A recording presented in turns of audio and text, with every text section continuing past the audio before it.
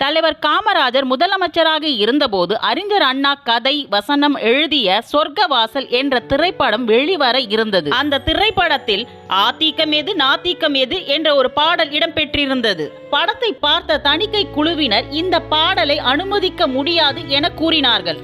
இதனால் வருத்தமுற்ற அண்ணா படத்தை திரையிட்டு பார்த்து அந்த பாடலில் என்ன தவறு உள்ளது என தெரிவிக்கும்படி காமராஜரை படத்தினை பார்க்கும்படி அழைப்பு விடுத்தார்.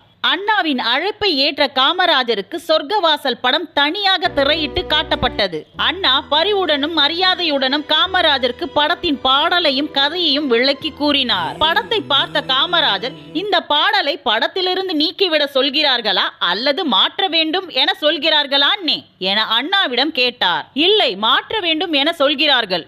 அதனால் ஆத்திகம் எது நாத்திகம் எது அறிந்து சொல்வீரே என்பதற்கு பதில் ஆகும் நெறி எது ஆகா நெறி எது அறிந்து சொல்வீரே என மாற்றி இருக்கிறோம் என்றார் அண்ணா. காமராஜர் உடனே தணிக்கை குழுவினரை அழைத்து அவர்களிடம் பாட்டு சரியாகத்தானே இருக்கு, அதில் ஒன்றும் தவறில்லையே என கூறிவிட்டு சென்றார். தணிக்கை குழுவினரும் படத்தை தடையின்றி வெளியிட சான்றிதழ் கொடுத்தனர். அண்ணாவிற்கு கர்ம வீரர் காமராஜரின் மீது மரியாதையும் மதிப்பும் கூடியது.